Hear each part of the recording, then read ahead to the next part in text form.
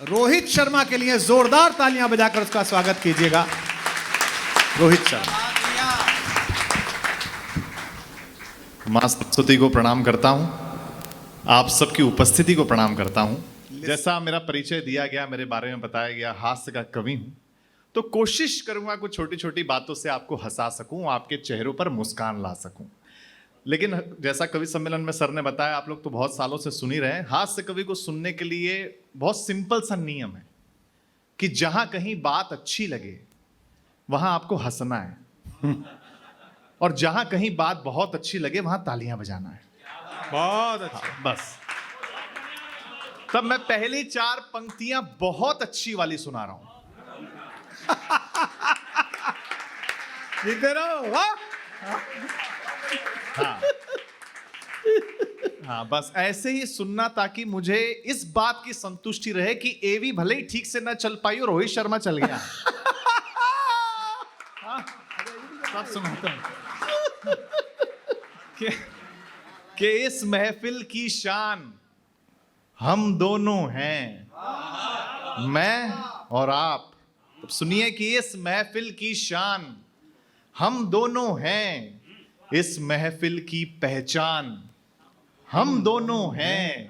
आज ये महफिल जिंदगी जिएगी जी भर के, क्योंकि इस महफिल की जान हम दोनों हैं। हाँ? तो बहुत खूबसूरत शहर है आगरा। और देखिए, आगरा में तो या तो लोग लाए जाते हैं या आते हैं। लेकिन आपकी जानकारी के लिए बताऊं, मैं आया हूं। हाँ, आपकी जानकारी, कुछ साल पहले यूएस प्रेसिडेंट ट्रंप भी आए थे हाँ। आपके शहर, और वो आगरा घूमने, वो फर्स्ट लेडी के साथ आए थे। हालांकि उनकी तीसरी पत्नी थी वो। हाँ? क्या बात है, वाह।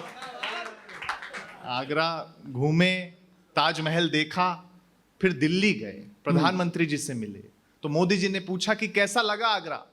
ट्रंप ने कहा, वो सब बात छोड़ो मोदी जी, मुझे तो बस एक ही सवाल का जवाब दो कि पंछी पेठा की असली दुकान है कौन सी भाई साहब।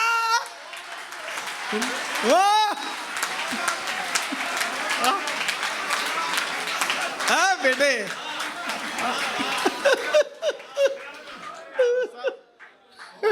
इतने दिन से मैं कुमार सर के साथ, 6 दिन से, जहां नजर देखो पेठा, पंछी पेठा, जहां नजर देखो पंछी पेठा। भाई साहब, आपके शहर के आसमान में इतने पंछी नहीं है जितने जमीन पे पंछी पेठे की दुकान है। हाँ? क्या शहर है आपका यार, मतलब बहुत बढ़िया, बहुत शानदार शहर। लेकिन अच्छा देखिए, ताजमहल तो विश्व प्रसिद्ध है और इन दिनों सोशल मीडिया पे बहुत ट्रेंडिंग है। क्योंकि आपने देखा होगा, एमपी में एक व्यक्ति ने हूबहू ताजमहल जैसा घर बनाया। हाँ हाँ हाँ। देखा ना आपने सबने? हाँ। अगली पंक्ति पर मजा आ जाए तो फिर तालियों से बताना। देखो, बड़ी बात ये नहीं है कि हूबहू ताजमहल जैसा घर बनाया, बड़ी बात यह है कि जिंदा पत्नी के लिए बनाया।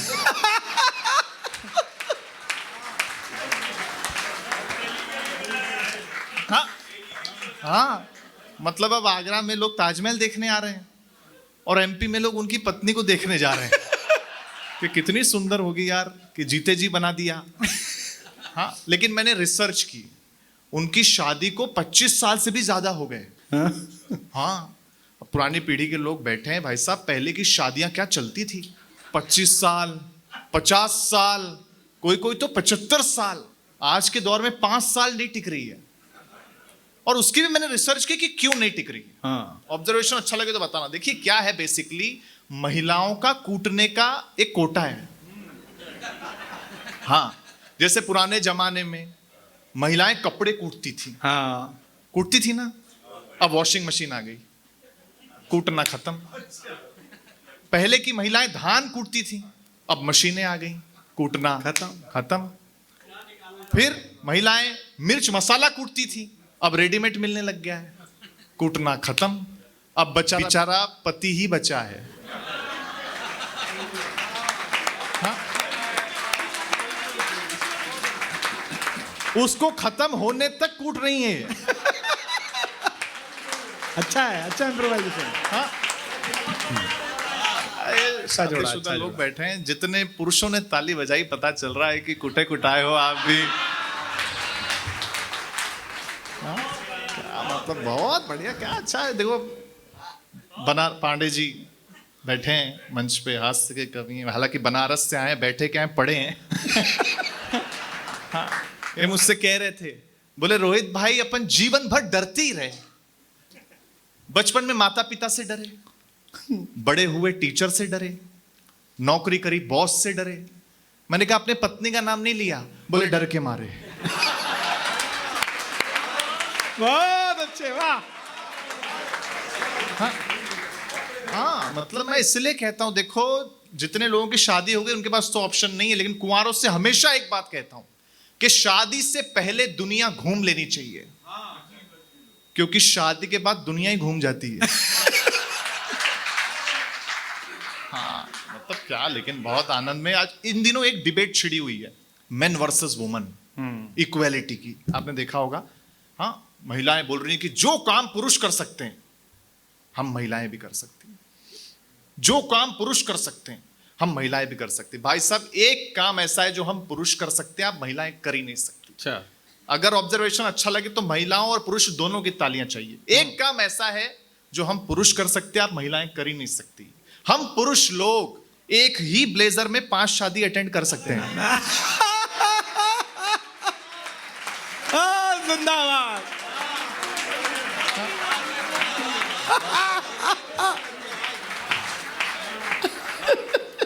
मस्त सुना। लेकिन देखिए, भाभियां भी बैठी हैं बहुत सारी। मैं एक बात, लेकिन हंसाने के लिए कुछ भी कह दें, लेकिन एक सच है जो आपके परिवार में भी होता होगा, मेरे यहां भी होता है, कि जब भी मैं अर्ली प्रोग्राम करके लेट नाइट घर पहुंचता हूं तो मेरी मां मुझे हमेशा जागती हुई मिलती है, और जब भी अर्ली मॉर्निंग फ्लाइट पकड़ने के लिए घर से निकलता हूं तो हमेशा मेरे पहले मेरी पत्नी उठ जाती है। वाह वाह वाह वाह वाह वाह। तब एक पंक्ति मेरे दिल के आपके दिल तक पहुंचे तो आशीर्वाद देना कि कहते हैं कि ईश्वर ने वाह, महिलाओं को फुर्सत में बनाया है। क्या बात है, वाह वाह। अगली वाह। पंक्ति आशीर्वाद मांगती है आपका कि बहुत कहते अच्छे हैं कि ईश्वर ने महिलाओं को फुर्सत में बनाया है, पर विडंबना देखिए, उनकी किस्मत में ही फुर्सत लिखना भूल गया। वाह वाह।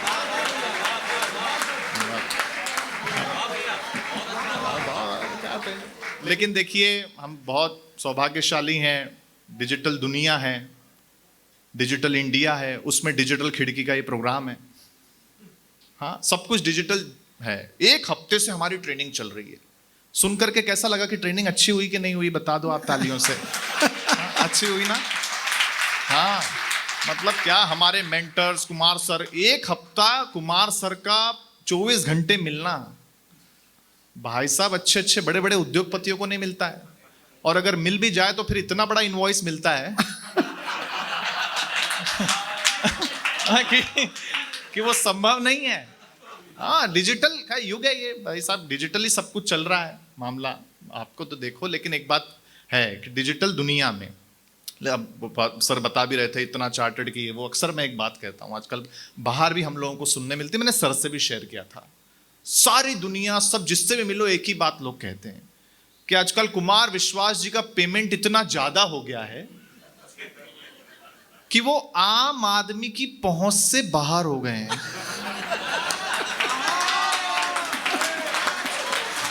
बहुत अच्छे, वाह। हाँ,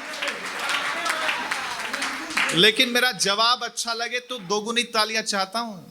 आयोजकों ने कहा कि कुमार विश्वास जी का पेमेंट इतना ज्यादा हो गया है कि वो आम आदमी की पहुंच से बाहर हो गए हैं। मैंने कहा वो जानबूझ के ऐसा कर रहे हैं। बोले क्यों? मैंने कहा क्योंकि उनका अनुभव आम आदमियों के साथ ठीक नहीं रहा है।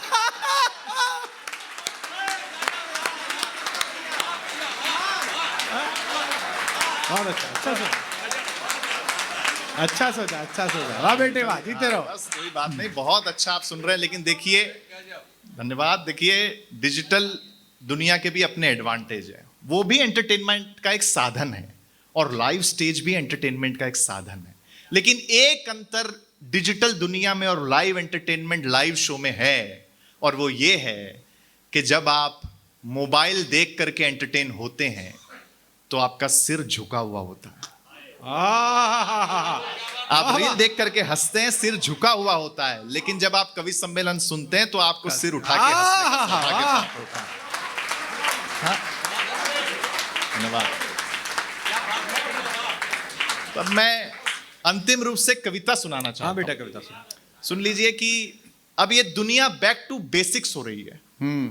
पहले गांव का गरीब आदमी शहर जाने की सोचता था कि मैं कैसे जाऊं, लेकिन अब शहर का अमीर आदमी गांव आने की सोच रहा है। ये दुनिया बैक टू बेसिक्स हो रही है सर।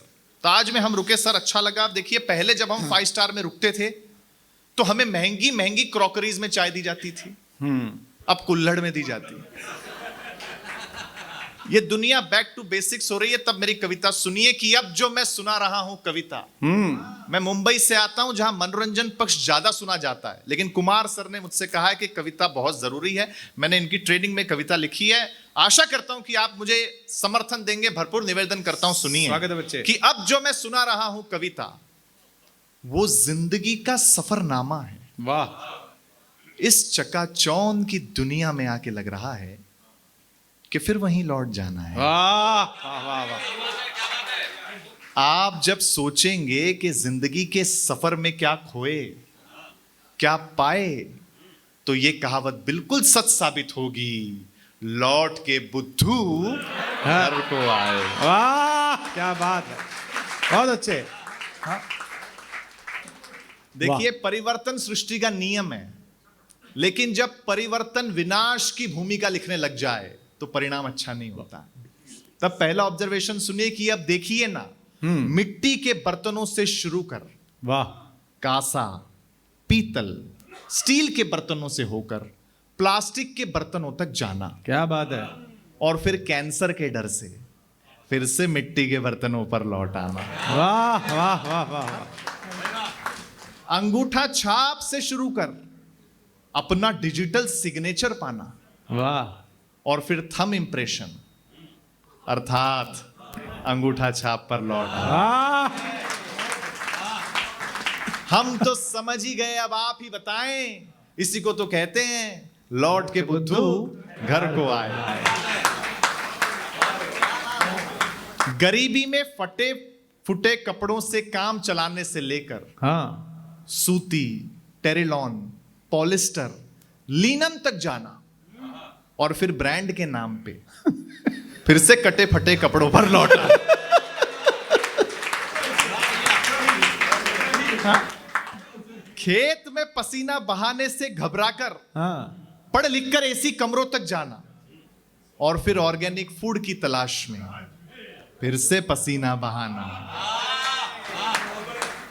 जहां से चले थे वहीं खुद को पाए, इसी को तो कहते हैं लौट के बुद्धू घर को आए। क्या बात है रोहित, वाह। आहा, वाह बेटे वाह। अपने बच्चों को मिट्टी से होने वाले इंफेक्शन से डराना, और फिर वेकेशन में नेचुरोपैथी सेंटर जाना, और वहां खुशी खुशी मड़बात अर्थात मिट्टी से नहाना। गांव, जंगल, नदी, पहाड़ से निकलकर अपने आप को डिस्को, पब, मैकडी, स्टारबक्स में पाना, और फिर मन की शांति के लिए फिर से प्रकृति की तरफ लौट जाना। हाँ? आखिर हम आपको कितनी बार बताएं, इसी को तो कहते हैं लौट के बुद्धू घर को आए। बहुत अच्छे बेटा। अंतिम 4 पंक्तियां इस कविता की सुना करके अपना स्थान लूंगा। सुनिए कि जब तकनीक आपको आहार बनाने लगे, जब तकनीक आपको आहार बनाने लगे, जब सुविधाएं आपको लाचार बनाने लगे, तो कुदरत का सिद्धांत अपनाएं, क्योंकि कुदरत का जो कायदा है उसको अपनाने में ही फायदा है। वाह। हाँ, मैं मुंबई से आता हूं, दिल्ली, बैंगलोर, सब जगह की पोल्यूशन की रिपोर्ट आपको पता है। तब कविता की अंतिम 2 पंक्तियां सुना करके अपना स्थान लूंगा और डिजिटल खिड़की का विशेष रूप से बहुत बहुत आभार व्यक्त करूंगा कि डिजिटल खिड़की ने जो दरवाजा हमारे लिए खोला है वो हमें जीवन भर याद खिड़की रहेगा। दरवाजा बहुत अच्छा। तब सुनिए, क्योंकि कुदरत का जो कायदा है उसको अपनाने में ही फायदा है, वरना हमारी आंखों के सामने अलग ही मंजर होगा। आने वाली पीढ़ी के बच्चों पर, आने वाली पीढ़ी के पीठ पर ऑफिस का बैग नहीं, ऑक्सीजन का सिलेंडर होगा, ऑक्सीजन का सिलेंडर होगा, ऑक्सीजन का सिलेंडर होगा। बहुत सारी बातें मैंने यहां से कह दी हैं, लेकिन जाते जाते फाइनल वाली 4 पंक्तियां और आप सबसे विदा। ये अच्छा था फाइनल वाली। फाइनल वाली 4 पंक्तियां और आप सबसे विदा। तालियों से मुझे विदा करना मुझे अच्छा लगेगा। मैंने बहुत सारी बातें आपको हंसाने के लिए कही, क्योंकि मेरा निजी मानना है कि यदि आपके चंद मीठे बोल से किसी का रक्त बढ़ता है तो यह भी रक्तदान है। वाह, यदि आपके द्वारा किसी की पीठ थपथपाने से उसकी थकावट दूर होती है, यह भी श्रमदान है। यदि आप उतना ही ले थाली में जितना कि व्यर्थ न जाए, यह भी अन्नदान है। और यदि किसी रोते हुए व्यक्ति को आप हंसा दे और वो अपने आंसू पोंछ ले, यह भी स्वच्छ भारत अभियान का एक हिस्सा है। बहुत बहुत धन्यवाद, बहुत बहुत आभार।